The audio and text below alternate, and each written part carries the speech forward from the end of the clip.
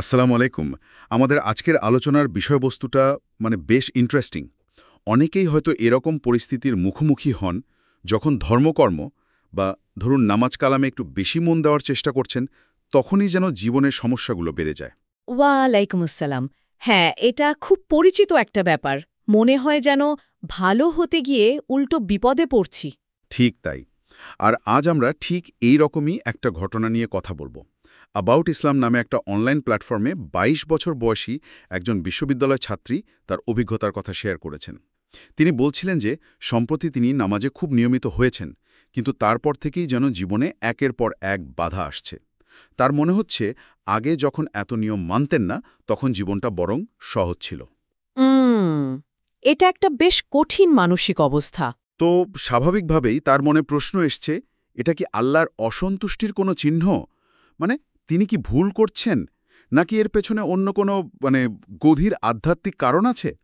আমরা এই তরুণীর প্রশ্ন আর সেখানে একজন ইসলামী পরামর্শকের দেওয়া উত্তর, এই দুটো মিলিয়েই আজ বিষয়টা একটু বোঝার চেষ্টা করব। চলুন শুরু করা যাক। আচ্ছা, প্রথমে ওই তরুণীর পরিস্থিতিটা একটু বিস্তারিত জানা দরকার। তিনি যা লিখেছেন তাতে বোঝা যায় তিনি একটা মোটামুটি সচ্ছল পরিবারে বড় হয়েছেন। পরিবারটা বেশ ধর্মভীরুও। বাবা, চাচা সবাই ধার্মিক। চাচা তো হজ ওমরাওহ করেছেন। তার মানে ধর্মীয় পরিবেশেই তার বেড়ে ওঠা। হ্যাঁ, কিন্তু তিনি নিজে আগে নামাজে অতটা নিয়মিত ছিলেন না। এখন হয়েছেন, মানে নিজে থেকেই চেষ্টা করছেন নিয়মিত হতে। আচ্ছা। আর সমস্যাটা শুরু হয়েছে ঠিক এর পরেই। যেমন ধরুন পড়াশোনা। আগে হয়তো কম পড়েই ভালো রেজাল্ট করতেন, এখন চেষ্টা করেও ফল খারাপ হচ্ছে। ও। সাথে যোগ হয়েছে প্রচণ্ড মানসিক চাপ, দুশ্চিন্তা। মানে তার মনে হচ্ছে কিছুই যেন ঠিক হচ্ছে না। এটা তো খুবই কষ্টকর। এবং এই অবস্থায় তার মনে যে চিন্তাটা আসছে সেটা খুবই গুরুত্বপূর্ণ। তিনি ভাবছেন, আল্লাহ কি তার এই নতুন পরিবর্তনটা, তার নামাজ পড়াটা পছন্দ করছেন না? তিনি দোয়াও করছেন নিয়মিত, কিন্তু মনে হচ্ছে সেই দোয়া যেন কবুলই হচ্ছে না। অথচ তিনি এমন কিছু চাইছেন না যা অস্বাভাবিক। ক্ষমা চাইছেন, মনের জোর চাইছেন, শান্তি চাইছেন। উম একেবারে মৌলিক চাওয়া পাওয়া। হ্যাঁ, কিন্তু মনে হচ্ছে এই সাধারণ জিনিসগুলোই যেন তার কাছ থেকে দূরে সরে যাচ্ছে। এই হলো তার অনুভূতি। দেখুন, এই যে অনুভূতিটা, মানে ভালো কাজ শুরু করার পর সমস্যা বেড়ে যাওয়া, এটা কিন্তু মনস্তাত্ত্বিকভাবে যদি দেখি বেশ কমন একটা প্যাটার্ন। তাই নাকি? হ্যাঁ, যখন কেউ একটা ভালো পরিবর্তনের দিকে যায়, বিশেষ করে ধরুন আধ্যাত্মিক পথে, তখন মনের ভেতরে একটা আশা তৈরি হয়, তাই না? যে এবার সব ঠিক হয়ে যাবে, জীবনটা মসৃণ হবে, শান্তি আসবে। অবশ্যই, এটাই তো স্বাভাবিক প্রত্যাশা। কিন্তু যখন বাস্তবে এর উল্টোটা ঘটে, তখন একটা কনফ্লিক্ট তৈরি হয়। মনে সন্দেহ আসে, হতাশা কাজ করে, প্রশ্ন জাগে, আমি কি ভুল পথে আছি? আমার চেষ্টা কি বৃথা যাচ্ছে? ঠিক। প্রত্যাশা আর বাস্তবতার একটা দ্বন্দ্ব। এক্স্যাক্টলি। আর এই দ্বন্দ্বটাই কিন্তু অনেক সময় বিশ্বাসের জন্য একটা পরীক্ষার জায়গা হয়ে দাঁড়ায়। কারণ তখনই মানুষ প্রশ্ন করতে শুরু করে, আমার এই ভালো হওয়ার চেষ্টা কি আসলেই কোনো মানে রাখছে? বুঝতে পারছি। তো এই তরুণীর যে প্রশ্ন, অ্যাবাউট ইসলামের পরামর্শক হানা মরেস তিনি যে উত্তরটা দিয়েছেন, সেটা ঠিক এই জায়গাটাকে অ্যাড্রেস করে। তার ব্যাখ্যার সবচেয়ে গুরুত্বপূর্ণ পয়েন্ট হল, তিনি বলছেন এই পরিস্থিতিটা আসলে শয়তানের ওয়াসওয়াসা বা কুমন্ত্রণার একটা ধরন হতে পারে। শয়তানের কুমন্ত্রণা? কিভাবে? সমস্যা বাড়ছে আর সেটার কারণ শয়তান? হ্যাঁ, হান্না মরিসের ব্যাখ্যাটা এরকম। যখন একজন মানুষ তার ঈমান মানে বিশ্বাস আর আমল মানে ভালো কাজ এগুলো বাড়ানোর চেষ্টা করে, তখন শয়তানের এটা পছন্দ হয় না। আচ্ছা। যেই নামাজ ধরলাম অমনি সব গন্ডগোল শুরু হলো। তার মানে তো নামাজ না পড়াই ভালো ছিল। ওহ! এই তুলনাটা, তাই না? আগের সহজ জীবনের সাথে এখনকার কঠিন জীবনের তুলনা। ঠিক, এটাই ওয়াসওয়াসা। মানে সেই সব নেগেটিভ চিন্তা যা মনে ঘুরপাক খায় আর ভালো কাজ থেকে দূরে ঠেলে দিতে চায়। শয়তান চায় এই ওয়াসওয়াসার চক্করে পড়ে মানুষ যেন তার নতুন ভালো অভ্যাসটা ছেড়েই দেয়। তার মানে এই পরামর্শকের মতে সমস্যাগুলো আসলে আল্লাহর অসন্তুষ্টির লক্ষণ নয়, বরং এটা একটা অন্যরকম সংগ্রামের ইঙ্গিত। হ্যাঁ, হান্না মরিসের পয়েন্ট অফ ভিউ থেকে এটা একটা পরীক্ষা। তিনি ওই তরুণীকে মনে করিয়ে দিচ্ছেন যে তার জীবনের একটা বড় সাফল্য হল তিনি আবার নামাজে ফিরে এসেছেন, আল্লাহর পথে চলার সিদ্ধান্ত নিয়েছেন। এটা কোনো ছোট অর্জন নয়। হুম। এটা তো ঠিক। তাই দুনিয়ার এই অল্প কিছু কষ্ট বা সাময়িক অসুবিধা দেখে হতাশ হয়ে পথ পাল্টে ফেলাটা আসলে শয়তানের ফাঁদে পা দেওয়ার মতো হবে।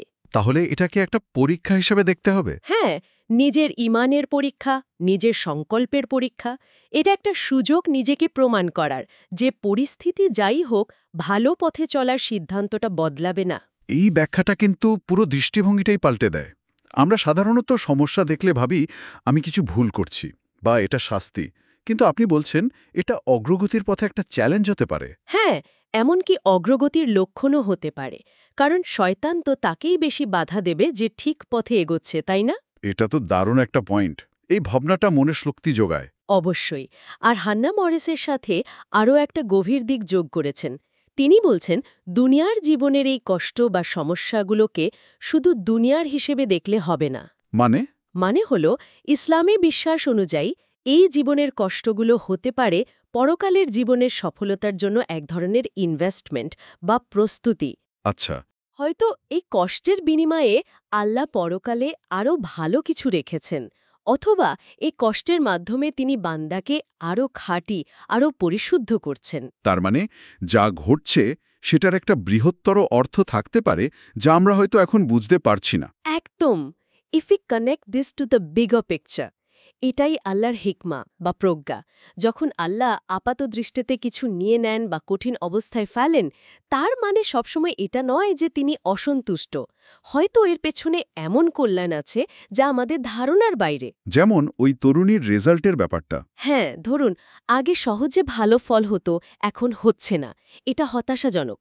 কিন্তু কে বলতে পারে, হয়তো আল্লাহ এর মাধ্যমে তাকে অন্য কোনো দিকে পথ দেখাচ্ছেন, এমন কোনো ফিল্ড বা কাজ যেখানে তিনি আরও সফল হবেন বা মানুষের জন্য আরও বেশি করতে পারবেন। অথবা হতে পারে এটা তার ধৈর্যের পরীক্ষা। সেটাও হতে পারে।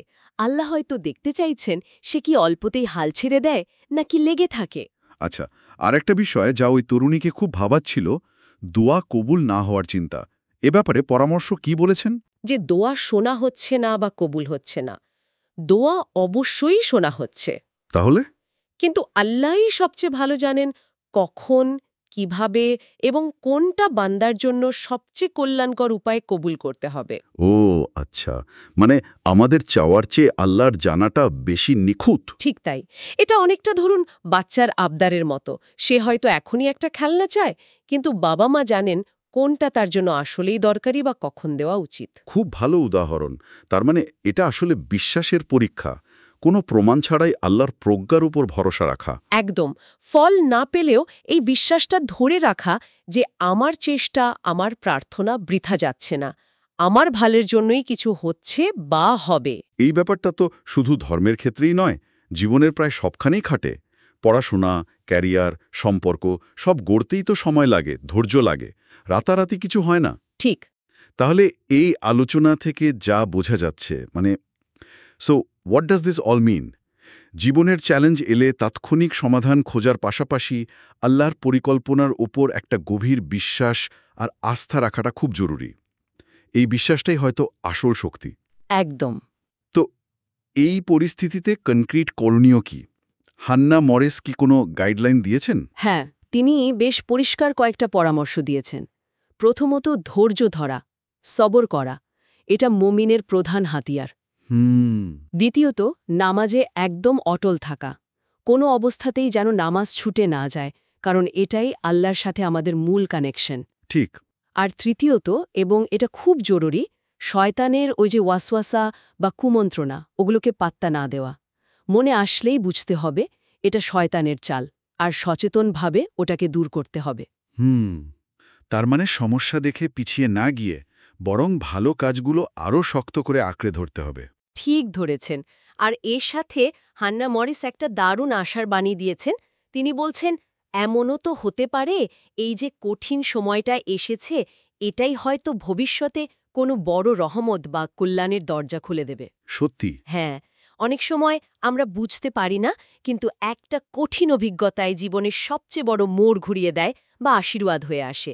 তিনি বলছেন, হয়তো পরে একদিন মনে হবে, আরে ওই কঠিন সময়টাই তো আমার জন্য রহমতের দরজা ছিল। এই পরামর্শগুলো আর এই আশার কথাটা, এগুলোর মধ্যে তো একটা ইউনিভার্সাল আবেদন আছে, তাই না? হ্যাঁ, ধৈর্য, লেগে থাকা, নেগেটিভিটিকে পাত্তা না দেওয়া, এগুলো তো যে কোনো চ্যালেঞ্জ মোকাবেলার জন্যই দরকার।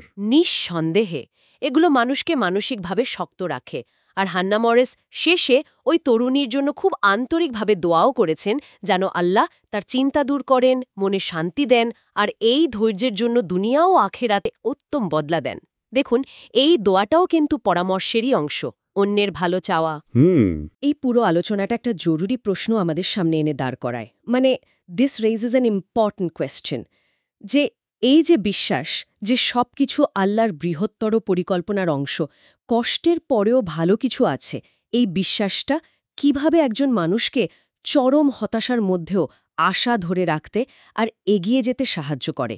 এটা তো বিশ্বাসের একটা অসাধারণ ক্ষমতা। তাহলে আজকের আলোচনা থেকে আমরা যা বুঝলাম তা যদি একটু গুছিয়ে বলি, কেউ যখন ভালো পথে চলার চেষ্টা করে তখন সমস্যা বেড়ে যাওয়াটা অস্বাভাবিক নয়। ইসলামী ব্যাখ্যায় এটা হতে পারে ঈমানের পরীক্ষা, শয়তানের ওয়াসওয়াসা অথবা আল্লাহর কোনো গভীরতর পরিকল্পনার অংশ। হ্যাঁ, আর এই অবস্থায় করণীয় হল ধৈর্য ধরা, নিজের ভালো আমলে, বিশেষ করে নামাজে স্থির থাকা, নেতিবাচক চিন্তাকে পাত্তা না দেওয়া এবং সবচেয়ে বড় কথা, আল্লাহর প্রজ্ঞা আর পরিকল্পনার ওপর ভরসা রাখা। একদম ঠিক। বিশ্বাস রাখা যে কোনো কিছুই কারণ ছাড়া হয় না, আর আল্লাহ যা করেন বান্দার ভালোর জন্যই করেন। আচ্ছা, এই আলোচনার সূত্র ধরে একটা প্রশ্ন মনে আসছে, যেটা হয়তো আমরা আরেকদিন আলোচনা করতে পারি। বলুন, যখন একজন মানুষ এরকম একটা আধ্যাত্মিক বা মানসিক পরীক্ষার মধ্যে দিয়ে যায়, তখন তার নিজের চেষ্টা, যেমন ওই তরুণীর ক্ষেত্রে পড়াশোনায় আরও মনোযোগ দেওয়া বা মানসিক স্বাস্থ্যের যত্ন নেওয়া বা সমস্যার প্র্যাকটিক্যাল সমাধান খোঁজা, আর তার আধ্যাত্মিক নির্ভরতা মানে দোয়া, নামাজ, তাওয়াক্কুল, এই দুটোর মধ্যে ব্যালেন্স করাটা কতটা জরুরি? খুব গুরুত্বপূর্ণ প্রশ্ন। কিভাবে এই দুটো দিক, নিজের চেষ্টা আর আল্লাহর ওপর ভরসা, একসাথে কাজ করতে পারে, একে অপরের পরিপূরক হতে পারে? হ্যাঁ, এটা সত্যিই ভাবনার বিষয়। কিভাবে জাগতিক প্রচেষ্টার আধ্যাত্মিক নির্ভরতা হাতে হাত রেখে চলতে পারে, বিশেষ করে কঠিন সময়ে।